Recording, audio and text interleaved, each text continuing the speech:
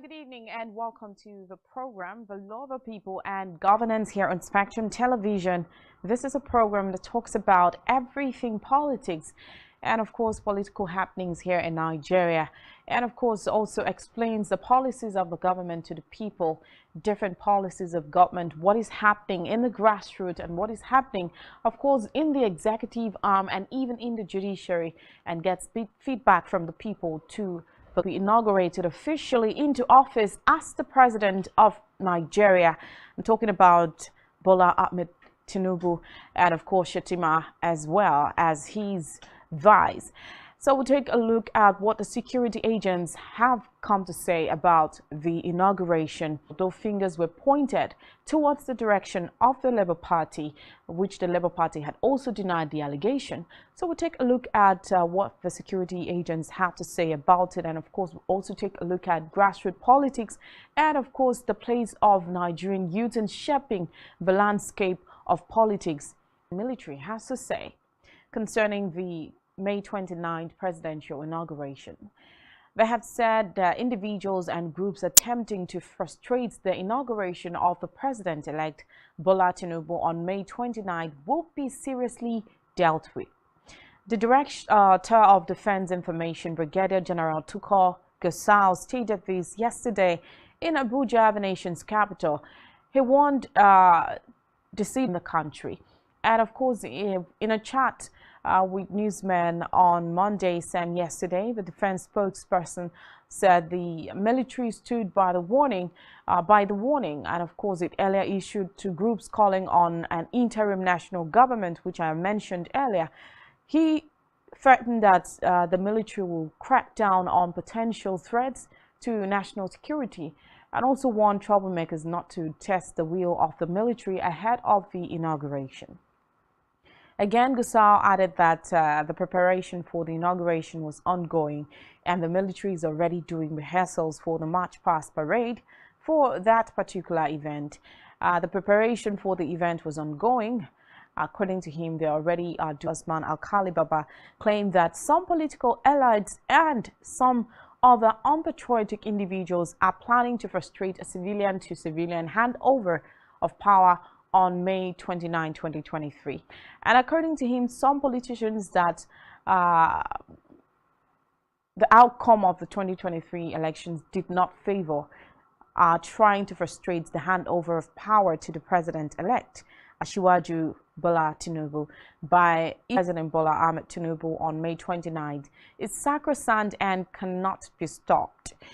He said, while cautioning those plotting to disrupt the May 29 presidential election, that he said, he actually affirmed rather that the inauguration date remains sacrosanct. Already said that, and of course vowed that press briefing in Abuja, Nigeria's capital, and warned those who have been issuing public threats directed at instigating actions to frustrate the presidential inauguration ceremony on May 29th to reconsider rather their stand, as the police will not allow them to actualize that particular plan.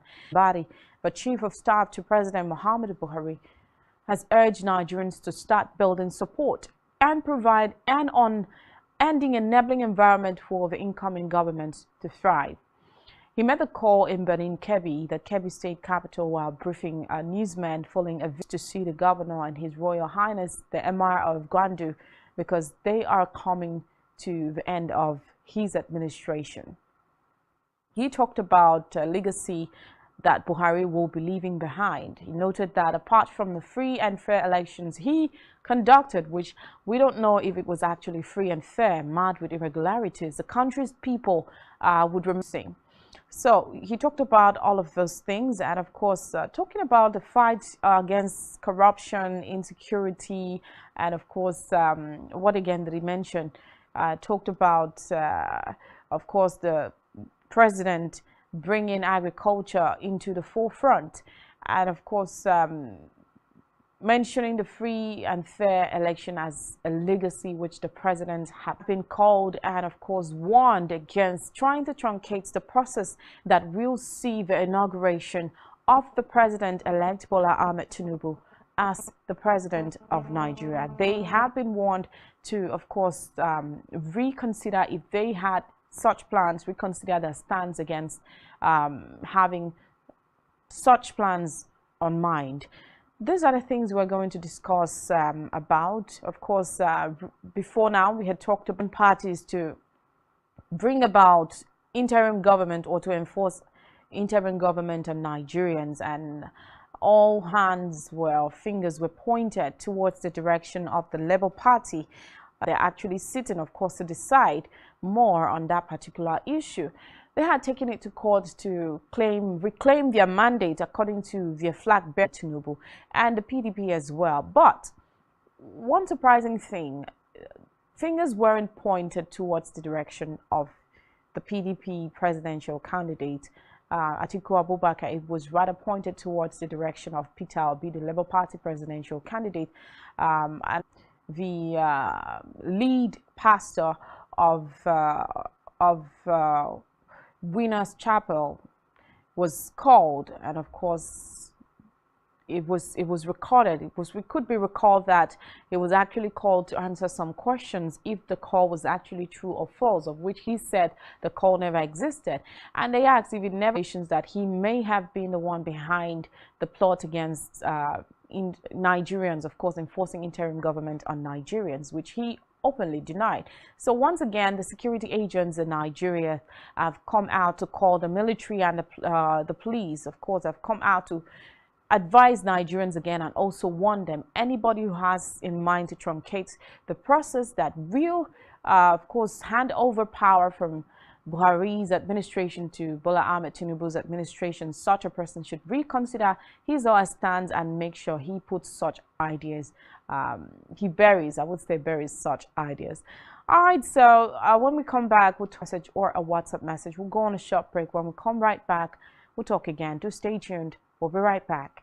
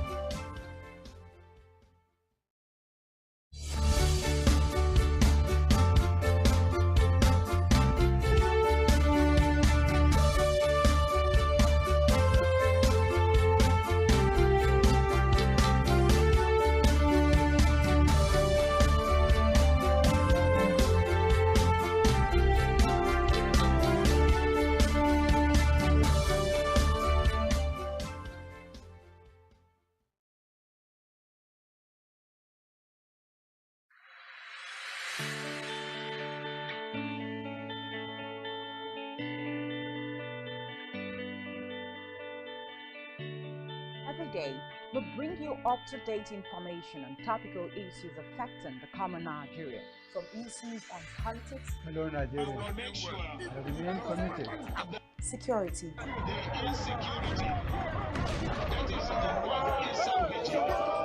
education, health, lifestyle, and so much more. Join Janice Kobum and Uyai Anyeken every weekday from 7 a.m. to 9 a.m. on Rise and Shine Daily, exclusive on Spectrum Television. Referred to as the African opportunity. On Spotlight Africa, we paint the African picture the African way, laced with truth, detail, and the color of the African continent. Join Uyai Anyekan every Tuesday and Thursdays at 4:30 p.m. Spotlight Africa, telling the African story. Nigerian police, which is the only one allowed by grossly abused. Our governors have to share police powers with the president as stipulated by the constitution. We do not have a federal government police force. We have the Nigerian police force, which shall be administered, organized, and supervised by the Nigerian police force. No, my lord, I want to say something. I want to say something here.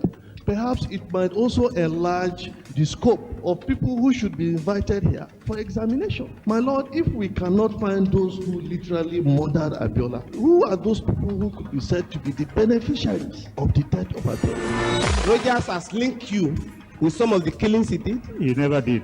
He linked you with the attempted murder of Hebrew. He did not. My Lord, the Matters Council is leading the evidence in our matters. Is this an adversary proceeding? It's not, my Lord, but you can't be talking about cases which are in court, Is my Lord. this an adversary proceeding? It's not, my Lord. These cases are in court, my Lord. I'm just reminding your Lordship. My Lord, sorry, my Lord, I think I'll be in cross-examination. Legally Speaking, a program that deals with legal issues and questions we face as citizens of this amazing country, Nigeria. Legally Speaking. Join us every Friday from 5 p.m. to 6 p.m. for Legally Speaking.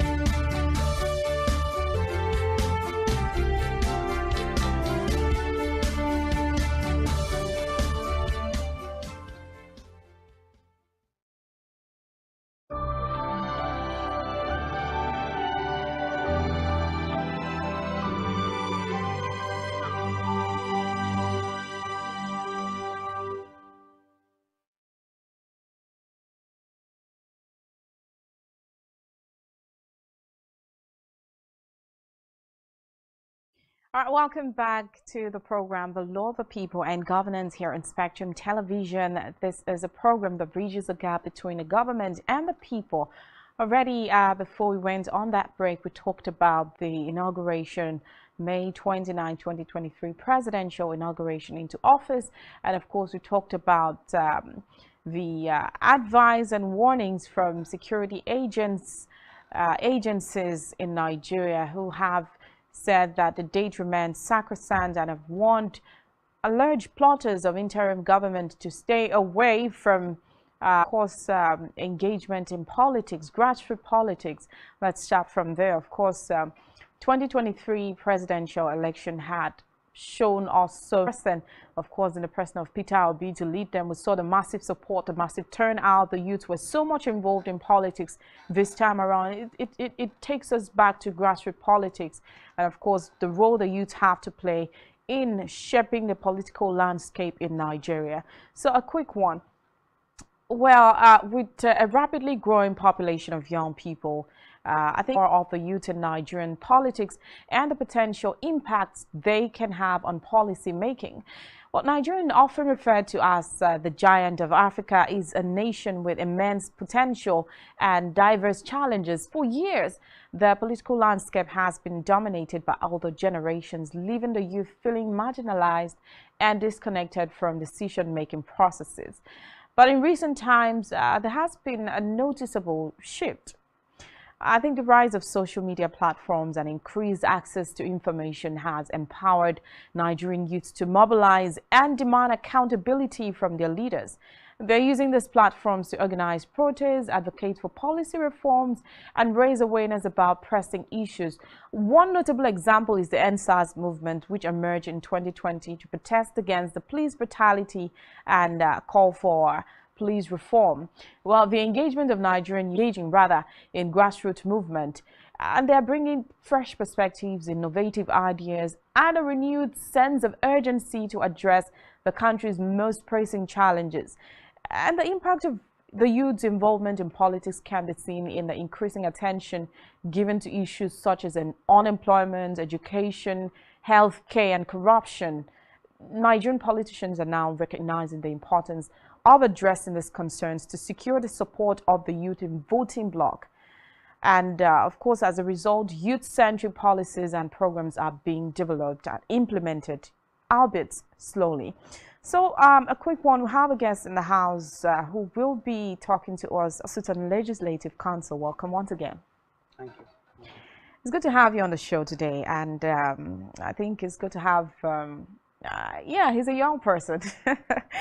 Yeah, he's a young person, you know, and then I think these days we're having, I would say, so much youth getting involved in politics. At least you know how the grassroots is being done, so you've seen it, you've seen better. Let's just start from the just concluded elections. Before now, I think youth involvement in politics was actually limited or low, I would say, to a lower percentage, where youth felt that, oh, no matter how hard I try, it's going to be given to an older person. Of course, that is still happening, but then this time around, they were out to, you know, participate in politics. Did that make any sense to you, or how did you see it? This time around, I noted that we had a lot of youth participation in the politics, starting from the political campaign to the voting process. The youth, I would say the result wasn't what we expected at the grassroots, because all of us, even when we have our parties, at some point we had to put the party aside and then see who governs us, who makes policies for us. And at the end of the day, I think, well, I would say, like myself, I voted for my party. And the PDP. But I had lots of my friends who never presidential. Because we didn't have, I believe we didn't have any problem down here in the state and the local government.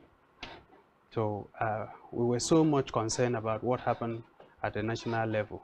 So at some point, the youth were like they wanted a particular candidate, and they went for in fact, most of my friends, from my colleagues, they went for Peter Obi to of the Labour Party. Yeah, so, that's true. Actually, I'm sorry to cut you. But at the end of the day, I think we had a different thing when the result came out, and we just okay. We So saw that it's what you ordered versus what you got. Yes. Okay. So yeah. That's what happened.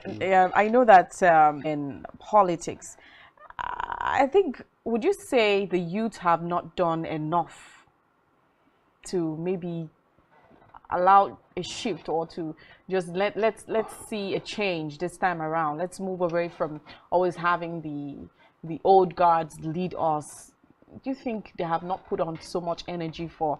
I think I see it differently from I know with the youth, and number one, if you are talking about the youth, you should there's a particular age bracket you are considering, and I know that the youth, the ones I call youth, we've done so much.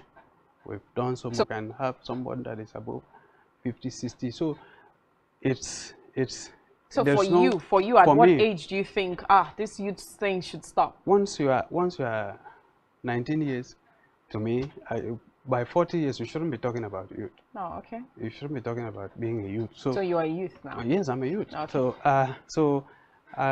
Well, we've done, the youth have done so much, and they've been following up. You know, most times it is often said that if you are, for you to be a good leader, you must be a good follower. Most of us have been followers for years, and learning from the old guards, the leaders that we have.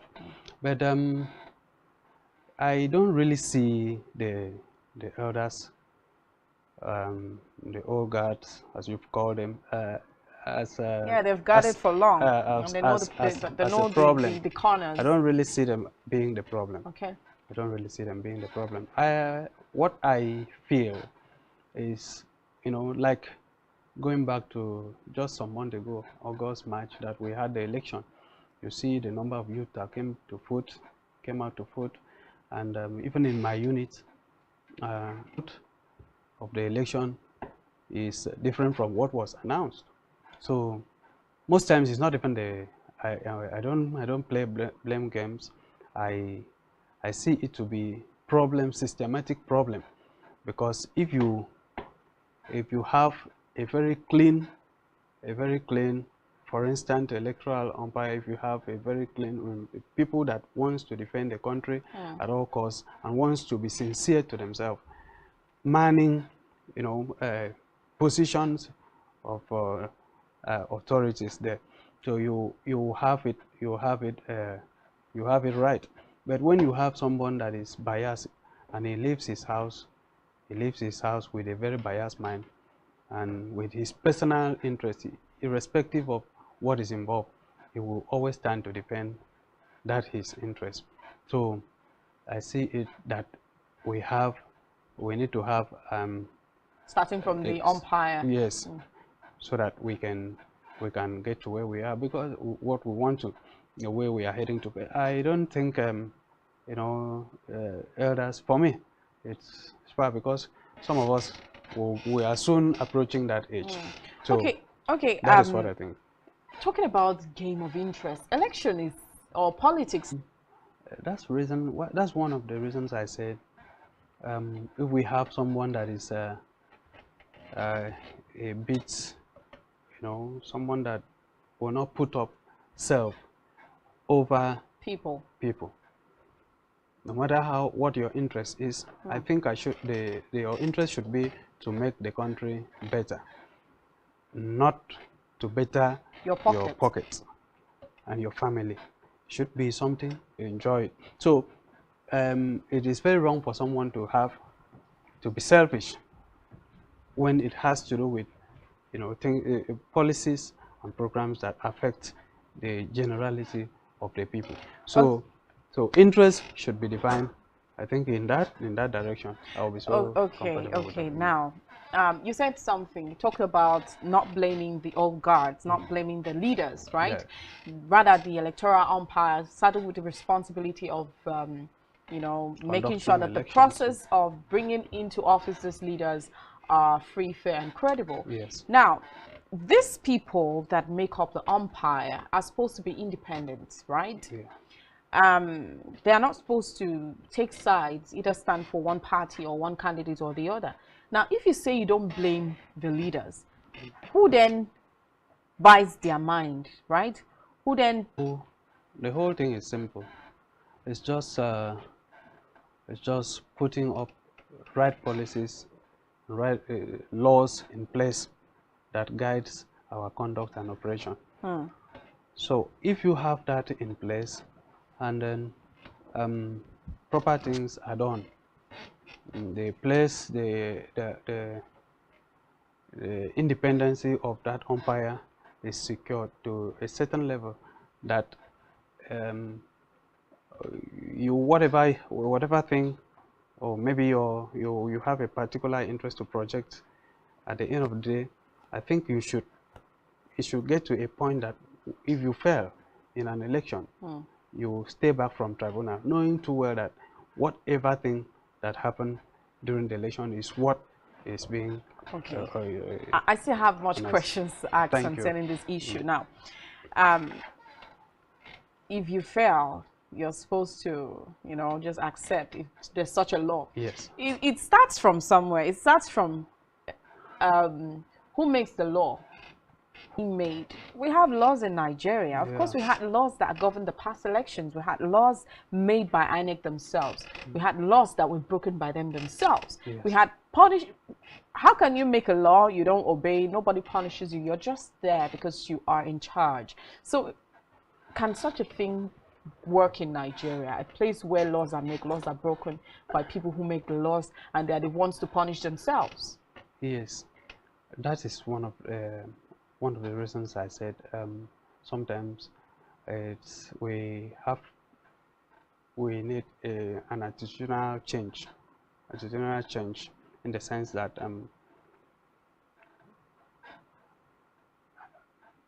with the mindset that there is a particular law guiding their. I'm not going to allow you to land. Guiding their conduct and operations. So if you have a law that says, okay, this should be in this place, and this other thing should be in what this if I other made place. the law? And if you make no, this is the law is supposed to be static and very fair to every party, both parties. You think we don't have such laws in Nigeria? Now, interference is the problem. Interference in the sense that when you have people in a legislative council, which is a tier of government, legislature, at that level in my state, we have the executive and the legislature. There's no judiciary at the local government council. For instance, if there is a law to put up a certain law or penalties that will, you know, be meted out to people that, you know, defaults the law, and you make that law and leave it at that point, maybe sent to the executive, which to them was not done. Maybe you have compliance, or maybe you have someone that violated the law, and at the end of the day, because of one thing or the other, or maybe a man, no man, or and penalties that were supposed to be meted to that person is not done. So that is the problem. That is the problem I am talking about. That is a problem. Okay. I know you've taken time to explain, and I'm not going back there again. I'm happy that you've recognized that that is a problem here in Nigeria. Of course, not really happening in Nigeria. Well, to some extent, yes, I must say not totally, but to some extent. All right, just a minute. I'd like to remind the people that this is the program, The Law of the People and Governance, here on Spectrum Television. And we're talking about the youth involvement in politics, how they can shape the landscape of political landscape in Nigeria. And of course, starting from the grassroots. We've seen that the youths are not sleeping this time around. They are so much active and involved in politics, political happenings in Nigeria recently. And of course, there is supposed to be a good thing in Nigeria today. And we're being joined live here in the studio by Honorable Enoy Kanem. He is a member of the Legislative Council in Ibesipo as Sultan. Well, feel free to join us by putting a call across to us via the phone number displayed on your TV screen. Send us a text message or a WhatsApp. Of course, getting political appointments, which is a good thing, especially in different states. Here in Akwa Ibom State, while some get into elective positions, but is it enough? And do you think they need more? There should be more rooms created for country, so to say, is being driven by the youth. In terms of labor, you can't hire someone that is at his retirement age. Most times you see, for instance, like this studio now, you consider the people that are working in this studio, manning different positions. You see that at the end of the day, you have maybe 50 or 60% of those younger persons, yeah. Because they have the power. They have the knowledge, the mind to do, research and then bring result. So it is not a different thing. Any government that wants to support, they should not put away youth involvement, because most of the things that the youth will do, you see, for instance, another example, go for instance, if you want to apply for either Navy or Army, it is always the youth. So the same youth involvement is the key to a perfect economy. So what can you say about Akwa Ibom State? Have we gotten it right on that? Yes, the current government have tried. In fact, even the previous government, they've tried very well into bringing youth, appointing youth, and electing youth into positions of authority. The government of His Excellency Mr. Udom Emmanuel, I have really seen that come into play. I can say the likes of Waldofia in Imebong and the rest of the youth that are in that government. You can see how they are performing. You can see their performance, and it's wow. It's building the government, and we are happy about it. Okay. That we are given at least a quota to be represented. Okay. Well, one of the steps taken to address this impasse is I think not too young to bill bill which was passed into law by President Muhammad Buhari. What success do you think? Do you think that this passed? And another thing to allow the law. I think I've been sounding it every time that in Nigeria, I think we have the process of the problem of implementation. The implementation. So it was a very beautiful bill, a very nice bill to have in a country. If you look at the countries around the world, you see that you agree with us that the bill of not too young to run. It's a very good. It was a very good bill. But what is happening here? That way, you see some people manipulating, and sometimes for instance, if some of our elders, if they know that you can do this thing well, you can do it well, they will just want to be the boss. They will always want to be on top and then direct you. They feel that once you are given an opportunity to, man a certain position, you outshine them. They are always afraid. Yes, some of them. It's not all. Some of them. They are always afraid. So they will make sure. In fact, sometimes they even tend to manipulate time and season. forgetting that it belongs to God. So that is what we have. I don't understand when you say manipulate time and season. Well, this is what I meant by manipulating time and season is someone trying to, for instance, in some local government, in my state. Okay, let me say, okay, they want to be godfathers, they want to do this, and most times when they want to be godfathers, but they will fail to go to the right options. I'm not against being a godfather. Godfatherism, yeah. I'm not against it, but you should father. Even the Bible says that a child should be better than the father, the parent, and you expect that it is you that is supposed to be the final. Nobody say, oh, let me. So I think this thing should be done this way. They are very, they are against it. So what I feel is that the elders are always afraid of the younger generation because of what technology.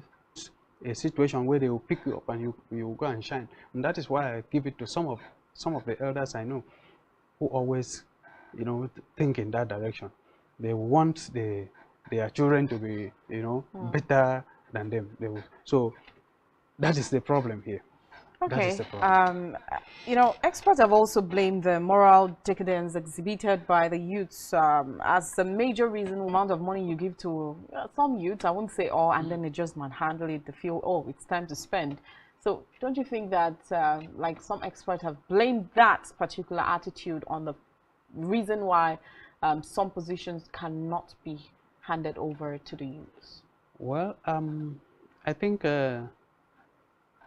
it depends on an individual. It's individual difference. You can't say that.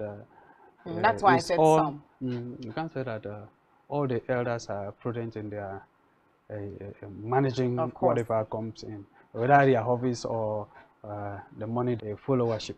Who are you following? How is your boss? And how is your model? You understand? Okay, I'm looking at my time now. I'm sorry. I see I have just 2 minutes to round off, but just one question that you can answer in a minute. Okay. Going forward, do you think that the youth can influence the political landscape in Nigeria positively? Oh yes, sure, they can.